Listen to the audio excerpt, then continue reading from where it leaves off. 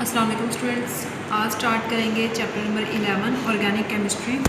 Organic chemistry discuss करने से पहले इस चैप्टर में जो है ऑर्गेनिक वर्ड क्या था और पहले जब ये स्टार्टिंग में ऑर्गेनिक केमिस्ट्री आई और ऑर्गेनिक वर्ड आया तो इसके बारे में क्या कहा जाता था, ये देखते हैं।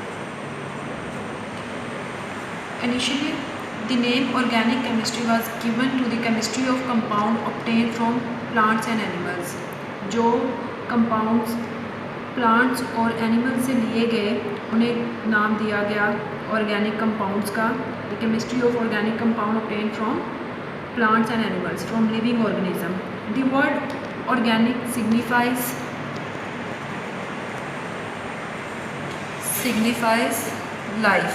लाइफ से रिलेटेड। लिवोजर एक साइंटिस्ट था, उसने कहा the compound that obtain from plants were often made up of CH। लिवोजर ने कहा कि जो कंपाउंड्स प्लांट से ऑब्टेन किए जाते हैं उसके अंदर CH एंड O एलिमेंट्स होंगे, carbon, hydrogen and oxygen. While compounds obtain from animals, और जो एनिमल से ऑब्टेन किए जाते हैं उन कंपाउंड्स के अंदर वो कंटेन करते हैं elements carbon, hydrogen, nitrogen and so on etcetera. अब इसके बाद एक थ्योरी आई जिसे कहा जाता है वाइटर फोर्स थ्योरी। इसका क्वेश्चन लिखने, what is vital force theory. In early 19th century Swedish एक केमिस्ट था, उसने वाइटर फोर्स थ्योरी के बारे में क्या कहा। Vital force theory. जैकब बेrzelius put forward the vital force theory. According to this theory, organic compound could not be prepared in laboratories. इसके अकॉर्डिंग, इस थ्योरी के अकॉर्डिंग जो ऑर्गेनिक कंपाउंड थे could not be prepared in laboratory, उनको laboratories में तैयार नहीं किया जा सकता था, because they were supposed to be synthesized under the influence of a mysterious force. ये लेबॉर्ट्री में तैयार नहीं किए जा सकते हैं कि ये नेचुरल जो है प्रोसेस से बनते हैं, इनको हम खुद तैयार नहीं कर सकते और ये सिर्फ मौजूद होते हैं लिविंग ऑर्गेनिज्म के अंदर, लिविंग थिंग्स में।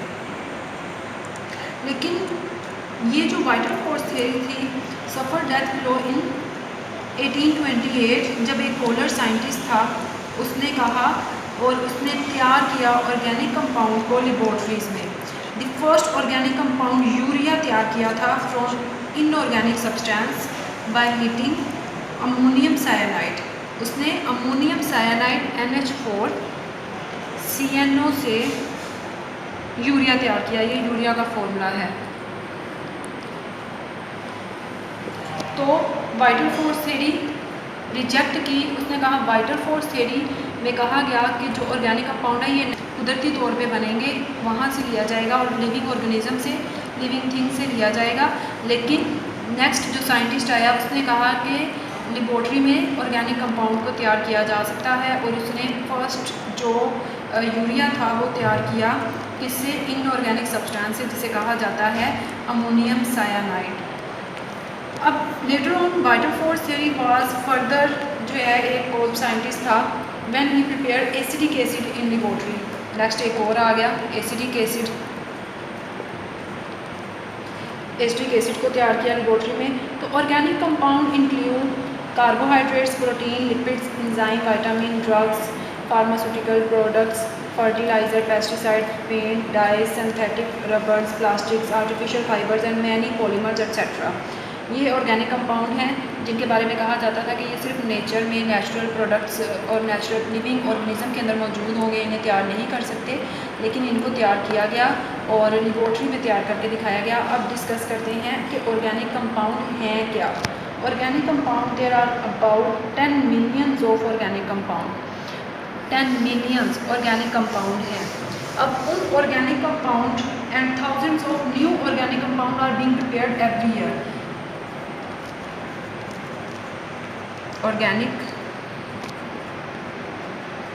कंपाउंड तैयार किए जा रहे हैं और बहुत ज़्यादा तैयार कर लिए हैं। Therefore the old definition has been rejected. अब न्यू वन जो है, a detailed investigation of organic compound revealed that all of them contain covalently bonded carbon and hydrogen as their essential constituent. Organic compound का आपने 9th class में भी पढ़ा था. अब इसकी जो न्यू डेफिनेशन है वो ये है कि ऑर्गेनिक कंपाउंड आर हाइड्रोकार्बन्स. ये हाइड्रोकार्बन्स हैं. हाइड्रोकार्बन्स का मतलब क्या होता है? Hydro means hydrogen, carbon carbon, ये दो compound of carbon and hydrogen only and their derivatives, और इनसे महफूज किए जाएंगे वो compound in which covalently bounded carbon is an essential compound. यानी कार्बन और हाइड्रोजन से मिलकर और इनके डेरिवेटिव्स जो इनसे महफूज होते हैं, इनसे निकलते हैं, वो सारे किसमें आएंगे? ऑर्गेनिक केमिस्ट्री में. और जिस ब्रांच में इसकी स्टडी की जाए, the branch of chemistry which deals with the study of hydrocarbons, जिस ब्रांच में हाइड्रोकार्बन्स की स्टडी की जाए उसे कहा जाता है ऑर्गेनिक केमिस्ट्री. Organic chemistry.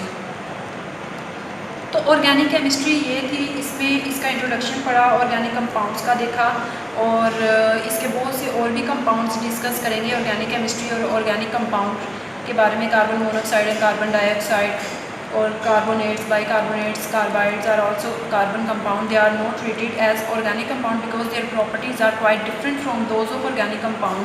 क्योंकि इनकी थोड़ी प्रॉपर्टीज़ डिफरेंट है, इसलिए इन्हें कंसिडर नहीं किया जाता. तो ऑर्गेनिक कंपाउंड में एक स्पेसिफिक फार्मूला होता है. तो डिफरेंट इसकी टाइप्स हैं ऑर्गेनिक कंपाउंड के फार्मूलाज की. There are 4 different types of formula of organic compound. अब वो टाइप्स क्या हैं? नंबर 1,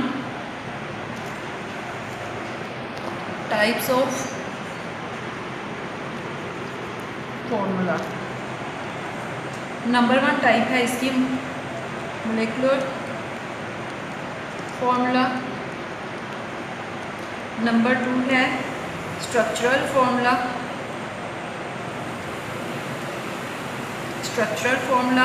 नंबर 3 है कंडेंस फार्मूला.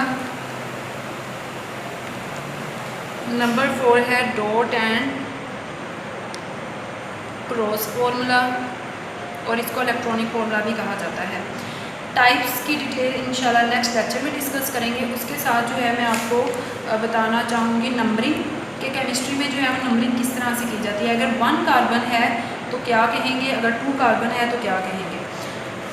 नंबर 1 कार्बन को कहा जाता है, अगर 1 कार्बन है तो मीथेन.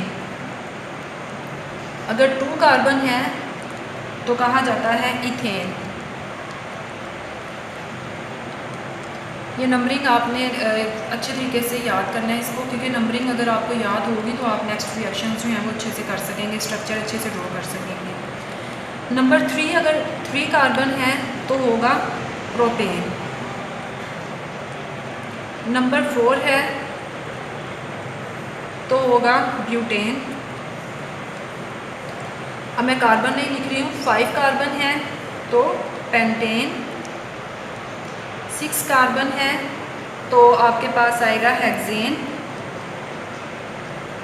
7 है हेप्टेन. अगर 8 कार्बन है ऑक्टेन. अगर 9 कार्बन है नोनेन. और अगर 10 है तो डिकेन. ये है आपके पास अगर कार्बन के अंदर सिंगल बॉन्ड है. अगर सिंगल बॉन्ड है तो लास्ट पे ANE आएगा. अगर सिंगल बॉन्ड है तो लास्ट पे जितने भी आपके पास जो हैं मॉलिक्यूलर फॉर्मूला उनके लास्ट पे एन आएगा. ANE single bond. अगर कार्बन के अंदर सिंगल कोवलेंट बॉन्ड है तो एन आएगा. अगर कार्बन और कार्बन में डबल बॉन्ड आ जाता है, अब एक सिंगल कार्बन है इसमें तो डबल बॉन्ड आ नहीं सकता. अब सेकंड वाला है इसमें अगर डबल बॉन्ड आ गया है. अगर 3 वाले में से किसी एक कार्बन के साथ डबल बॉन्ड आ गया है. अगर 4 कार्बन है तो इनमें से अगर किसी एक के साथ डबल बॉन्ड आ गया है तो इनके साथ क्या होगा, अगर डबल बॉन्ड आ जाएगा तो नाम चेंज. अब यहाँ पर इथेन है तो लास्ट पे क्या आएगा, अगर सिंगल है तो लास्ट पे एन आएगा. अगर डबल बॉन्ड आ जाए तो लास्ट पे ईन आएगा.